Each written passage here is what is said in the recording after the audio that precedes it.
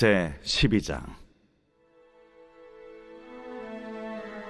그날에 내가 말하기를, 여호와여, 주께서 전에는 내게 노하셨사오나 이제는 주의 진노가 돌아섰고 또 주께서 나를 아니하시오니 내가 주께 감사하겠나이다. 보라, 하나님은 나의 구원이시라. 내가 신뢰하고 두려움이 없으리니 주 여호와는 나의 힘이시며 나의 노래시며 나의 구원이심이라. 그러므로 너희가 기쁨으로 구원의 우물들에서 물을 기르리로다. 그날에 너희가 또 말하기를, 여호와께 감사하라. 그의 이름을 부르며 그의 행하심을 만국 중에 선포하며 그의 이름이 높다 하라. 여호와를 찬송할 것은 극히 아름다운 일을 하셨음이니 이를 온 땅에 알게 할지어다. 시온의 주민아, 소리 높여 부르라. 이스라엘의 거룩하신 이가 너희 중에서 크심이니라 할 것이니라.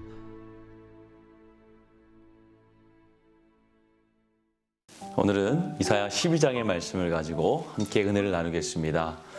1절과 2절을 보면 이사야가 어떤 특정한 날인 그 날이란 표현을 사용하고 있습니다. 바로 그 날에 하나님의 백성들이 하나님의 용서로 인해 하나님께 감사하고 또 하나님의 회복해 하시는 은혜를 인하여 감사와 찬양을 돌릴 것임을 말씀하고 있습니다. 여기서 그날이란 언제를 말합니까? 제11장에서 예언한 것처럼 하나님의 백성이 다시 회복되는 날을 말합니다. 하나님은 백성들이 타락하여서 자신을 배신하고 또 악을 행한 것에 진노하셨습니다. 그래서 하나님은 먼저 선민의 자손들이 세운 두 나라 가운데 먼저 언약의 전통성을 지닌 남유다를 괴롭게 하였던 북이스라엘을 벌하십니다.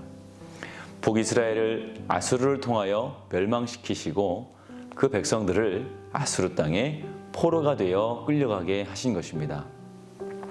그럼 남유다는 북이스라엘에 비해서 좀 나았을까요? 그렇지 않습니다. 타락하기는 마찬가지였습니다. 그래서 하나님은 남유다 역시 북이스라엘을 멸망시킨 아수르를 통해서 징계하시고 또 멸망 직전까지 끊임없는 위기에 처하게 하십니다.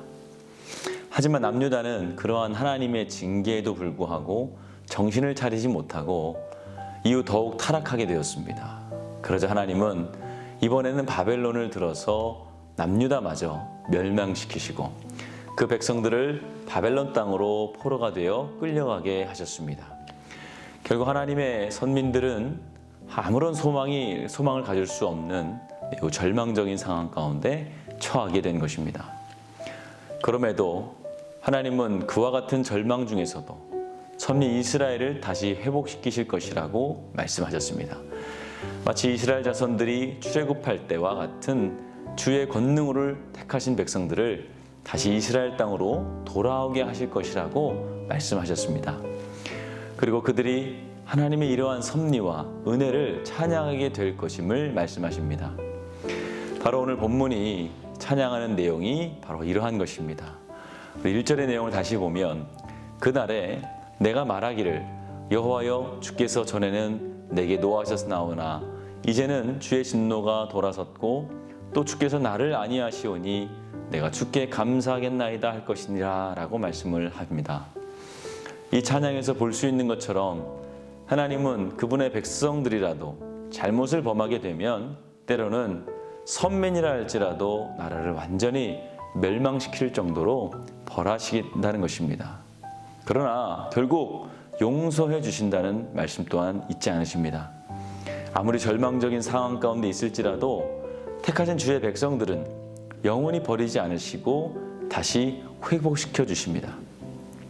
그리고 우리의 입술을 통하여 여호와께서 전에는 내게 노하셨으나 이제는 나를 아니하시나이다 라고 고백하게 하실 것입니다. 하나님은 당신의 백성들이 범죄하면 상황을 통해 죄에서 떠나게 하시고 또 결국 우리를 버리지 않으시고 언젠가는 다시 회복시킨다는 것입니다. 우리가 회개하고 하나님께로 돌이키기만 한다면 반드시 하나님은 용서해 주십니다. 하나님께서는 징계를 통하여 성도를 가르치시고 이것을 통해 성도가 진정으로 회개하도록 하십니다. 다른 것을 의지하던 마음을 버리게 하시고 하나님만을 의지하게 하셔서 헛된 소망이 아니라 참된 소망을 품게 하시는 것입니다. 이러한 이들을 통해서 하나님의 은혜를 더욱 깊이 알게 하시고 또 진정한 기쁨의 찬양을 부르게 하시는 것입니다. 그러므로 성도 여러분, 여러분들은 하나님의 백성으로서 아무리 고통스러운 상황 가운데 놓인다 할지라도 하나님을 향한 소망을 잃지 마시길 바랍니다. 고통스러운 상황 가운데서 우리가 취할 태도는 절망이 아니라 자신의 죄를 회개하고 하나님께로 돌이키는 것입니다. 이것을 통해 어떤 어려움 가운데서도 소망을 품고 소망 중에 기뻐하시는 주의 성도님들이 다 되시길 주님의 이름으로 축원을 합니다. 아멘. 오늘은 수요일입니다. 우리 수요일의 공동 제목은, 기도 제목은 교회를 위한 기도입니다.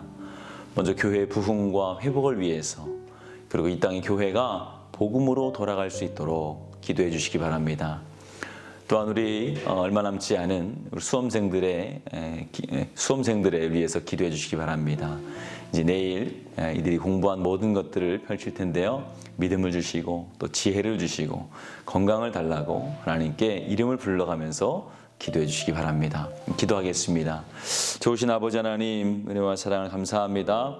오늘도 우리를 향한 주님의 사랑을 하나님 우리가 믿고 의지합니다.